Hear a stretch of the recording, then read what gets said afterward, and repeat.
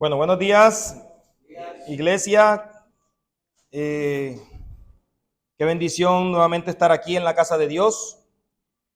El día de hoy, mis hermanos, les quiero compartir la enseñanza de la escuela dominical. Está en Mateo 7, versículo 28 al 29. Vayamos allá, mis hermanos. Mateo 7, 28 y 29. Cuando están ahí, me den un fuerte amén, mis hermanos. Estamos ahí, mis hermanos.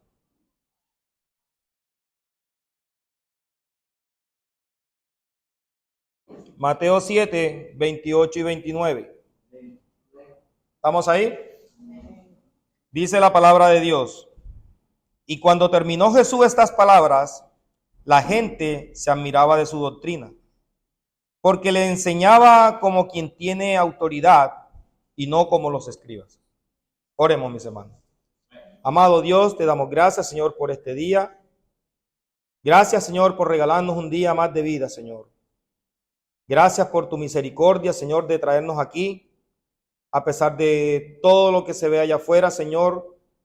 Gracias por mis hermanos, Señor, que están aquí presentes, cumpliendo, Señor. Y por los hermanos que no han podido llegar, por los que no han podido salir. Síguele dando ese deseo en su corazón, Padre, de no faltar a tu iglesia, Señor, a congregarse. Te pido por esta enseñanza, Dios mío, que tú has hablado primeramente a mi vida. Y de la misma manera quiero que le hables a mis hermanos. Utilízame, Dios mío, como siempre lo has hecho, este pedazo de barro. Que seas tú, Dios mío, tomando el control de mí, de mi carne, Señor, de mis pensamientos, de mis palabras, para que solamente seas tú, Señor, glorificado y exaltado, y no sea yo, Padre amado. Todo el honor y toda la gloria es para ti, Padre. Por eso te pido que me perdones, Señor. Apareja mis pensamientos, Señor, y que esta palabra que va a ser expuesta, seas tú, Señor, hablándonos. Te pido por mis hermanos, por sus corazones, dale un corazón dispuesto, Padre, para escuchar y hacer. En el nombre de Cristo Jesús. Amén. Bueno, mis hermanos, el día de hoy les vengo a compartir de estos dos versículos. Y el contexto de esto es el Sermón del Monte. Lo que se ha venido enseñando todos estos días, desde el versículo 5, donde comenzaron con las bienaventuranzas. Acuérdese que Jesús está en una parte alta, como en una montaña. Ahí está nuestro Señor Jesucristo. Se puso de manera estratégica para que el resto de multitud que estaba ahí lo pudieran ver. Y él comienza este sermón del monte explicando sobre las bienaventuranzas, que somos sal de la tierra, que somos la luz del mundo. Nos habla de la ley, de la ira, del divorcio, de cómo tratar a tu amigo y a tu enemigo, de cómo dar limosna, de la oración, del ayuno, de la riqueza, del afán, de la ansiedad. Y todas estas cosas, mis hermanos, nos estaba enseñando nuestro Señor Jesucristo a una gran multitud. El Sermón del Monte es algo, mis hermanos, que tenemos que tener muy en cuenta nosotros los cristianos, porque es una enseñanza que abarca la mayor parte de nuestra vida espiritual. Lo que Dios está enseñando aquí y nos está dejando saber, Él está confrontando las malas prácticas y las malas enseñanzas que estaban utilizando los fariseos y los escribas. Se estaba enseñando la palabra de Dios, pero no se estaba enseñando de una manera correcta. Por eso cuando él terminó estas palabras, o sea, cuando él comenzó el discurso del Sermón del Monte, la enseñanza, y cuando ya este es prácticamente el final de este sermón, todo esto que él estaba hablando, todo esto que nos estaba aclarando, que nos estaba diciendo cómo debemos hacer las cosas, pero no como lo estaban diciendo los escribas y los fariseos, sino como Dios manda. Por eso, como dice en Mateo 5, 17 y 18, Mateo 5, 17 y 18 dice: no penséis que he venido para abrogar la ley o a los profetas. No he venido para abrogar, sino ¿para qué? Para cumplir la ley. Porque de cierto os digo que hasta que pase el cielo y la tierra, ni una jota, ni una tilde pasará de la ley hasta que todo se haya cumplido.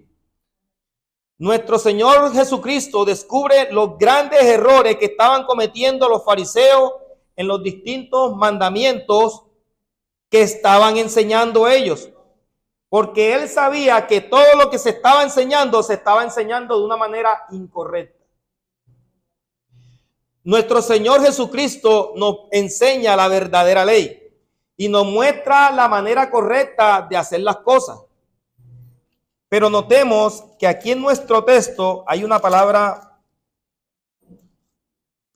que resaltar.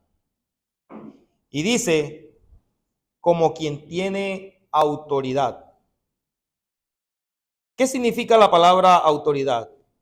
Se define como el derecho delegado por Dios para gobernar, servir y mantener el orden fundamentado en su soberanía suprema. No es un poder para beneficio propio, sino una responsabilidad para reflejar el amor de Dios, exigiendo obediencia a sus principios y sumisión a su pueblo. Dios tiene la autoridad sobre todo. Dios tiene la autoridad suprema sobre todas las cosas de este mundo, mi hermano. Para Dios no se le puede pasar algo por encima de él. No, ni siquiera las autoridades terrenales, porque las autoridades terrenales las creó él. Vayamos a Romanos 13, versículo 1.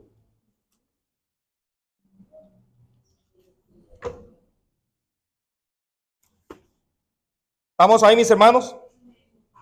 Dice la palabra de Dios: sométase toda persona a las autoridades superiores, porque no hay autoridad sino de parte de ¿quién?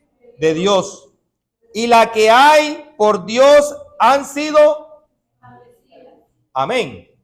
O sea, no hay una autoridad en este mundo y en el otro mundo que sobrepase la autoridad de Dios. Que Dios es el que tiene la suprema autoridad.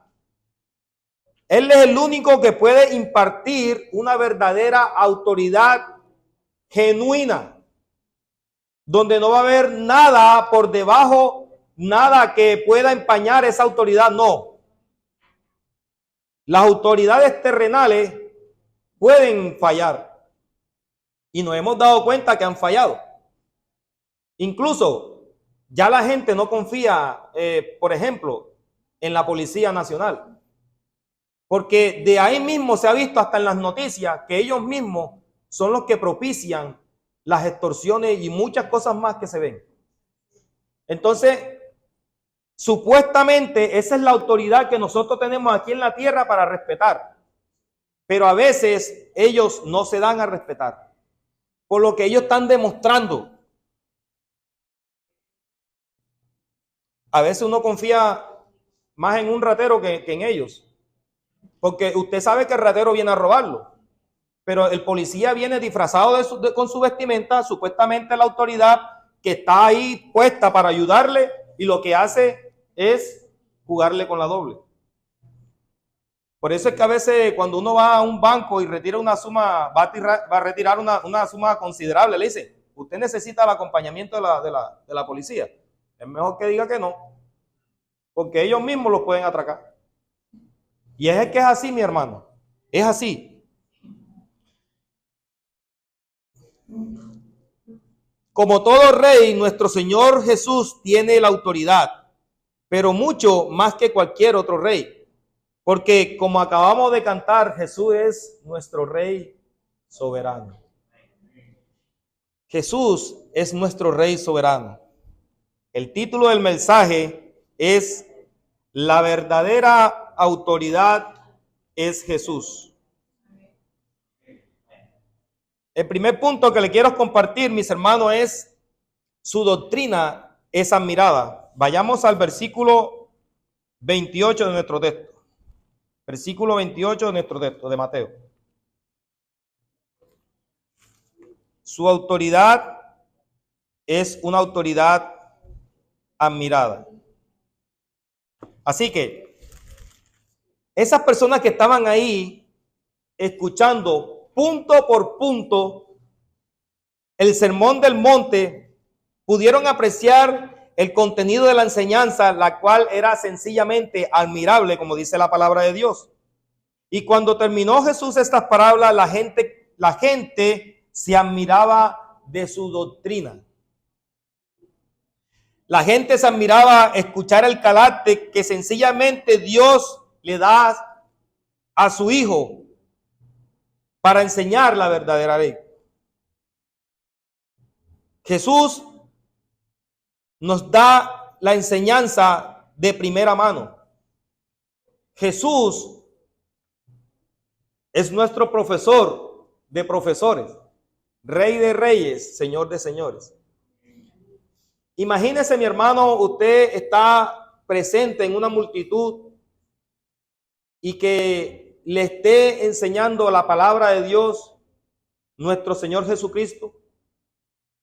Usted se puede imaginar ese momento, no sé, lo que irradiaría a nuestro Señor Jesucristo al hablar. Porque solamente nuestro Señor con hablar ya hace todo, mis hermanos. Hace todo. Fue admirable escuchar que el carácter que Dios aprueba no es aquel que confía en su propia justicia o en sus propias buenas obras como lo hacían los escribas y los fariseos, sino que el carácter que Dios aprueba es el de los pobres de espíritu, como dice Mateo en las bienaventuranzas, porque de ellos son el reino. No por las obras, porque por las obras nadie va a ser salvo. Porque a veces queremos mostrar con nuestras obras, pero interiormente no estamos haciendo lo que Dios agrada. Mire lo que dice Isaías 64:6. Un hermano que me lo lea, por favor. Isaías 64:6. Si bien todos nosotros somos como suciedad y todas nuestras justicias como trapo de inmundicia, y caímos todos nosotros como la hoja, y nuestras maldades nos llevaron como viento. Amén. Para nuestro Señor Jesucristo, eso es lo que significa nuestras obras, como trapo de inmundicia. O sea, ¿qué quiere decir? Que no vale nada. Nuestras obras no nos va a medir qué tan cristiano sea usted, qué tan devoto es usted, sino lo que hay en tu corazón, mi hermano. Lo que hay en tu corazón es lo que tú reflejas. Lo que hay en tu corazón es lo que puede cambiar la vida de una persona. Por lo tanto, se aborrecen a sí mismos por la maldad que ven en su corazón. Fue admirable escuchar que el carácter de Dios aprueba el hombre manso, el que es tardo para la ira. Es admirable escuchar a aquella persona que cuando va a dar una limosna la da con corazón. Es admirable escuchar cuando Jesús estaba aclarando el tema del divorcio, que los fariseos tenían el divorcio como algo fácil, como un divorcio fácil. Que yo desposaba a una mujer y si no me gustaba cómo cocinaba, entonces la despachaba. Así eran los tiempos de antes. Pero Jesús vino para cumplir la ley. Y aclaró que el tema del divorcio solo es aprobado cuando hay adulterio. Es admirable saber que asesinar, que matar a una persona no es asesinarla, sino el trasfondo que hay al cometer ese hecho. Solamente con una palabra tú puedes matar a alguien, su corazón. Tú puedes herirla, tú puedes dañarla, tú puedes alejarla de los caminos de Cristo. Solamente con una palabra que tú le digas.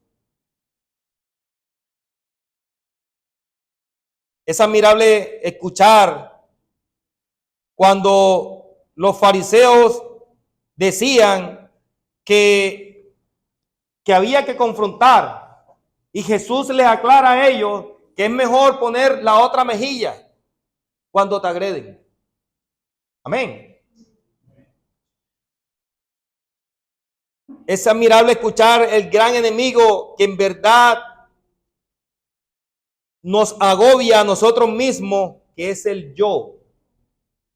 Quien tenía dominado a los fariseos al orar, al ayunar y al dar limosna, y que solo siguiendo a Jesús podemos derrotar ese gran enemigo tan poderoso que es como nuestro ego. El ego de una persona no lo deja ni siquiera doblegarse al gran Dios. El orgullo de una persona, llegamos a tal magnitud que ni siquiera nos postramos de rodillas para pedirle perdón a Dios. Y si usted no es capaz de pedirle perdón a Dios, mucho menos va a pedirle perdón a un hermano, a una hermana, a su esposa, a su hijo o a su hija. Porque eso no está en su corazón, mi hermano. Eso no está en su corazón. Pero entonces, dice la palabra de Dios que Jesús estaba ahí enseñando todas estas cosas. ¿Pero por qué lo hacía Jesús? Porque él se dio cuenta que todo lo estaban haciendo mal. Que todo lo que se estaba predicando estaba desviando a su pueblo. El poder que salía de la boca que irradiaba nuestro Señor mientras Él hablaba, salía un gran poder de Él, y todos los que estaban allí pudieron percibir ese poder. Hablando de este humilde servidor, hablando de todos los predicadores que utiliza nuestro Señor Jesucristo para expresar su palabra, si nosotros solamente damos un mensaje que viene de parte de Dios, y podemos notar que a través de ese mensaje Dios puede cambiar la vida de un hermano, de una persona que no conoce de Cristo. La palabra de Dios tiene ese tal poder que nos utiliza a nosotros para convencer a alguien que está en pecado. Amén. Ahora imagínese usted en ese monte escuchando la palabra que viene directamente del Hijo de Dios.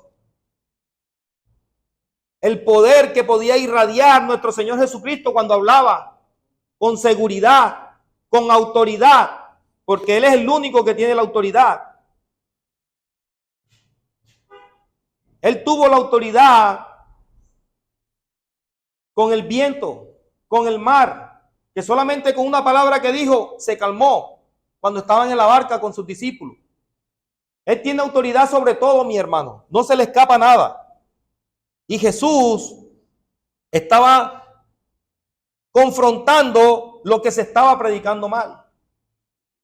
Jesús nos estaba dejando saber qué era lo que había que hacer en realidad. Y la gente decía que quedó admirada.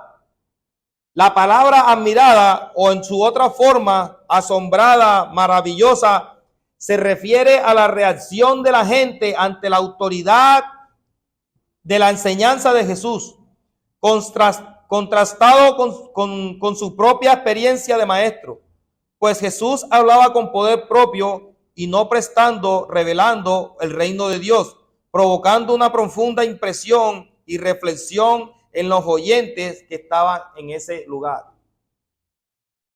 La gente estaba anonadada, se podía decir, con lo que Jesús estaba hablando. Y las personas que de pronto estaban ahí alrededor, me imagino que Jesús estaba como aquí parado y de repente los que estaban por ahí cerquita los podían ver y lo podían escuchar. Pero de repente las personas que estaban más abajo no podían tener la visión clara de Jesús, pero sí lo escuchaban. Y cuando lo veían con sus discípulos y lo veían aparentemente igual a ellos, no veían ninguna diferencia, sino hasta cuándo, hasta cuando él hablaba. Porque de repente sus vestimentas eran iguales, su comportamiento eran iguales, pero cuando Jesús hablaba, ahí se notaba el cambio. Así también, mi hermano, usted refleja a Cristo en su vida, con su manera de hablar, con su manera de expresarse, con su manera de vestir. Amén. Eso es lo que tenemos que reflejar nosotros los cristianos, a Dios en nuestra vida. Así que la gente quedaba admirada de su poder, de la doctrina, que el unigénito manifestó la autoridad real, el único admirable, Dios fuerte, Padre eterno, príncipe de paz, había hablado y expresado. Nuestro Rey soberano, un simple carpintero, una persona humilde, se hizo pasar niño, joven, adolescente, hasta llegar a una edad adulta, para mostrarnos a nosotros, mis hermanos, cómo debe ser nuestro comportamiento desde una edad temprana hasta una edad adulta. Jesús abarca en su ley todas las etapas de nuestra vida. Podíamos ver la diferencia entre los demás. Podíamos darnos cuenta que solamente cuando Jesús abría su boca, había algo diferente ahí. Había algo real. No había nada inventado, no había nada de tradición, de doctrina, de nada de esas cosas pasadas. Y que en verdad podíamos experimentar el verdadero poder de Dios. Vaya conmigo a Juan, capítulo 7, el versículo 46 y 42. Juan 7, 46 y 42. Cuando otra persona que no conocía a Jesús, solamente al escucharlo hablar, él sabía que no era una persona común y corriente. Mira lo que dice la palabra de Dios. ¿No dice la escritura que del linaje de David y de la aldea de Belén, de donde era David, ha de venir el Cristo? Hubo entonces disensión entre la gente a causa de él. Y algunos de ellos querían prenderle, pero ninguno le había echado mano. Los alguaciles vinieron a los principales sacerdotes y a los fariseos, y esto le dijeron: ¿por qué no habéis traído? Los alguaciles respondieron: jamás un hombre alguno ha hablado como este hombre. Amén. Si se da cuenta, mi hermano, que los alguaciles que lo iban a prender quedaron impactados solamente escuchando hablar a nuestro Señor Jesucristo. No habían visto milagros, no habían visto lo que él había hecho antes, pero solamente con el hecho de hablar se dieron cuenta que él era el verdadero Hijo de Dios, que él era el Mesías, él era el que venía. ¿Se dará cuenta usted, mi hermano, cuando le están predicando la palabra de Dios? ¿Se da cuenta usted, mi hermano, cuando una persona le está compartiendo de Cristo? ¿Usted se dará cuenta que es la persona correcta? Nunca un hombre ha hablado así como este hombre. Jesús tenía todo el derecho de enseñar lo que enseñaba. Y él mismo era la expresión viviente de lo que él estaba enseñando. Él complementaba sus enseñanzas con su vida misma, con su ejemplo. ¿Será que nosotros podemos dar ese mismo ejemplo? ¿Será que a través de nosotros las personas pueden ver que hay un verdadero Dios? ¿Será que a través de nosotros un inconverso pueda decir, allá hay algo diferente? Quiero saber qué es eso diferente. ¿Será que en nuestra vida estará pasando eso? Porque Dios tiene toda la autoridad de transmitir ese conocimiento. Dios tiene tanta autoridad que Él transmitió esa autoridad a sus discípulos para que ellos también tuvieran la autoridad de sanar enfermos. Amén. Mire el poder que tiene Dios. Así que, querida visita, mi querido hermano, si usted todavía está dudando de la autoridad y del poder de Dios, hoy se lo está dejando saber. Hoy le está diciendo que Dios es la autoridad irrefutable, que sobre Él no hay otra autoridad. Antes habían rabinos que enseñaban en base a las tradiciones. Mire conmigo Mateo 7:29.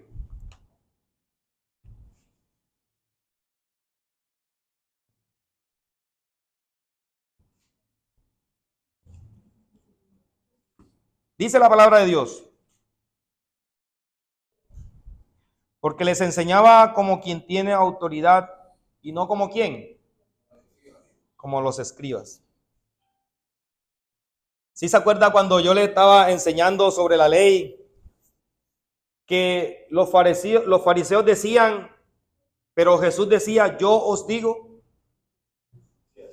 Que los fariseos decían, hacían tal cosas, pero Jesús decía, oíste que fue dicho.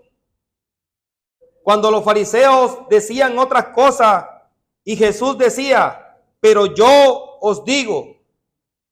¿Por qué? Vayamos a Mateo 5, mis hermanos, un momentico. Mateo 5 del 31 en adelante. 31. También fue dicho, cualquiera que repudiese a su mujer, dele carta de divorcio. Pero ¿qué dice Jesús? Pero yo os digo que el que repudia a su mujer, a no ser por causa de fornicación, hace que ella adultere, y el que se casa con la repudiada cometa adulterio. 33. Además habéis oído. 34. Pero yo os digo. 38. Oíste que fue dicho. 39. Pero yo os digo. 43. Oíste que fue dicho. 44. Pero yo os digo. Eso, mis hermanos, era lo que antes se estaba enseñando. Miren, en Mateo 15, del 1 al 3. Mateo 15, del 1 al 3.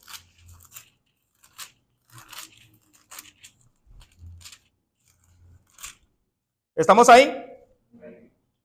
Dice, entonces se acercaron a Jesús ciertos escribas y fariseos de Jerusalén diciendo, ¿por qué tus discípulos quebrantan la tradición de los ancianos?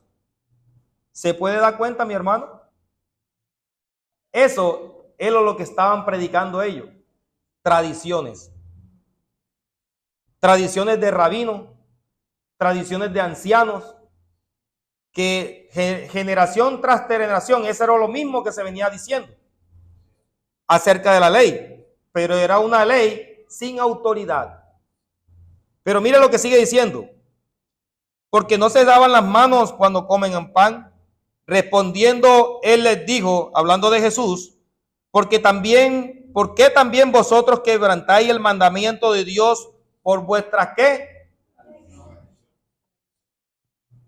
Notamos claramente, mis hermanos, el confrontamiento de nuestro Señor Jesucristo para corregir lo malo que se venía haciendo, para corregir lo que se estaba enseñando mal, para corregir lo que se estaba practicando mal.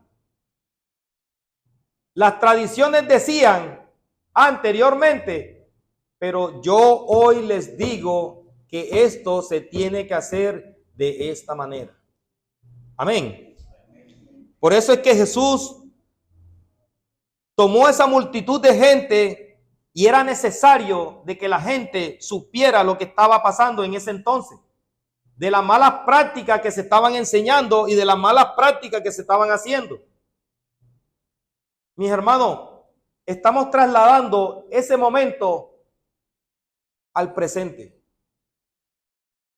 Pero la única diferencia es que Jesús está a través de mis palabras. Pero se le está enseñando, se le está dejando saber qué es lo bueno, qué es lo malo. Todo este tiempo se le ha venido enseñando sobre acerca del Sermón del Monte. ¿Qué es lo que Jesús quiere que usted sepa, mi hermano? ¿Qué es lo bueno? ¿Qué es lo malo? ¿Qué es lo adecuado? ¿Qué es lo inadecuado? ¿Cuáles son las buenas prácticas? ¿Qué es lo que se estaba haciendo mal? ¿Y qué es lo que se tiene que hacer bien?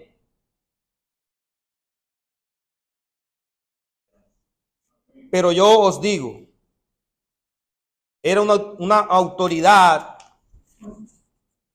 irrefutable. También nuestro Señor Jesús era la suprema autoridad, que él tenía todo el derecho de juzgarnos.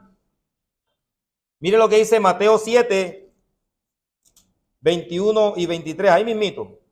Dice, no todo el que me diga Señor, Señor, entrará en el reino de los cielos, sino el que hace la voluntad de mi Padre que está en los cielos. Muchos me dirían en aquel día, ¿se acuerda cuál era aquel día? El día del juicio. De eso se está refiriendo. Señor, Señor, ¿no profetizamos en tu nombre? Y en tu nombre echamos fuera demonios, y en tu nombre hicimos muchos milagros. Entonces yo les declararé, yo les sentenciaré culpable. No los conocí, apartados de mí, hacedores de maldad. Ahí se puede dar cuenta la autoridad total de nuestro Señor Jesucristo, que Él puede ser juez, puede ser nuestro abogado defensor y puede ser la parte fiscal, la acusadora. Él tiene toda la potestad, mi hermano. ¿Qué más autoridad? La pregunta que nos hacemos el día de hoy es la siguiente. ¿Produjo esta admiración de la multitud que estaba ahí, que estaba admirada, viendo la enseñanza de nuestro Señor Jesucristo, de la doctrina? ¿Produjo esta admiración la conversión de las personas que estaban ahí presentes? ¿Produjo esta admiración el arrepentimiento de estas personas? ¿Será que produjo esa admiración un renuevo espiritual para los que estaban ahí? La respuesta, mi hermano, es no. Amén. Nuestro Señor Jesucristo estaba predicando lo malo que se estaba haciendo. Y hubo una persona que la multitud estaban escuchando. Pero ahí hubo personas con corazón duro, que a pesar de que estaban admiradas de lo que se estaba predicando, a pesar de que de pronto en ese momento sus sentimientos fueron confrontados, a pesar de que en ese momento se dieron cuenta de que en verdad lo que estaban haciendo lo estaban haciendo mal. Pero ellos escucharon la voz de nuestro Señor Jesucristo y siguieron su camino como si nada. ¿Por qué? Por tener un corazón duro.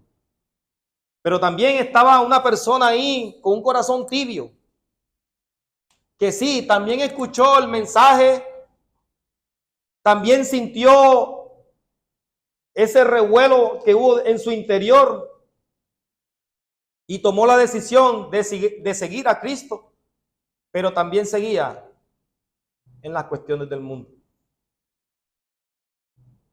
Pero también una persona ahí humilde que tomó esa enseñanza, la atesoraron en su corazón, eran los apóstoles, que tomaron la decisión de seguir a Cristo firmes, sin titubear, dejando todo para seguirlo a donde quiera que fuera nuestro Rey soberano. ¿Qué decisión tomará usted, mi hermano, el día de hoy? ¿Será que seguirá con el corazón duro? ¿Será que de pronto tiene un corazón tibio? ¿O será que tiene un corazón obediente al peregrinar con nuestro Señor Jesucristo? ¿Qué debería pasar con nosotros hoy, mis hermanos, al escuchar esta admiración? Ante ese poder, ante esa autoridad divina, como aquellas personas que estaban reunidas en ese entonces. En estos momentos, usted está reunido escuchando todo este tiempo lo que Dios les quería dejar saber a esa multitud. Y ya se le fue predicado, mi hermano. Pero hoy es el día de tomar una decisión, de ser admirados y peregrinos hasta el final. Recuerde que Dios nos exige cumplir la ley. Y así como Dios nos exige cumplir la ley, Él te va a dar la fortaleza, te va a dar la herramienta para que tú puedas cumplir esa ley. Él no te va a dejar solo. Él te va a acompañar en todo el proceso de cambio que tú requieras en tu vida. Él va a estar siempre ahí contigo si tú quieres. Solamente si tú quieres. Dios no obliga a nadie a que lo siga. Dios no obliga a nadie que venga a la iglesia. Dios no obliga a nadie que lea la palabra de Dios. Solamente esa convicción la tienes tú en tu corazón. Para terminar, mis hermanos, vayamos a Mateo 7. Mateo 7, ahí mismito, del 7 al 8. Dice la palabra de Dios: pedid y se os dará, buscad y hallaréis, llamad y se os abrirá. Porque todo aquel que pide, recibe, y el que busca, halla, y al que llama, se le abrirá. Esta promesa es la clave para abrir las puertas del poder, para poder obedecer el sermón del monte. Usted pida y recibirá. Llame y se le atenderá. Pero tiene que tener un valor agregado. Tiene que ser constante y tiene que esforzarse. Porque nada le va a llegar a sus manos de gratis. Todo lo que usted consiga o quiera conseguir en su vida personal, espiritual, usted tiene que tener un esfuerzo. Debe haber algo que tiene que hacer para que eso suceda. Porque Dios, sí, es un Dios amoroso, es un Dios bueno, pero Él también es un Dios justo. Él no le va a dar nada sin que usted no haga nada a cambio por Él. Oremos, mis hermanos. Gracias, Dios mío, por esta palabra, Dios. Gracias, Señor, porque tú en verdad has abierto nuestros corazones, Señor. Y al transcurrir de este tiempo, Dios mío, nos has enseñado sobre el sermón del monte. Y qué bendita palabra, Dios mío, qué mensaje, qué poder, qué admiración, Señor, es tenerte a ti como verdadero Señor, como verdadero Rey soberano, que a través de estos mensajes, Dios mío, tú puedes cambiar la vida de una persona, Señor. Y te pedimos aquí por las visitas, Padre, si es primera vez que están aquí, Dios mío, ojalá tú le hayas hablado a su corazón. Ojalá pudieran darse cuenta de que están haciendo algo mal y que tú, Dios mío, lo recibirás con los brazos abiertos. Y que tú, Padre, tienes un lugar especial reservado para ellos, así como lo has tenido con nosotros, Padre. Te pido por el resto del culto, Dios mío, lo pongo en tus manos, en el nombre de Cristo Jesús. Amén. Gracias, mis hermanos.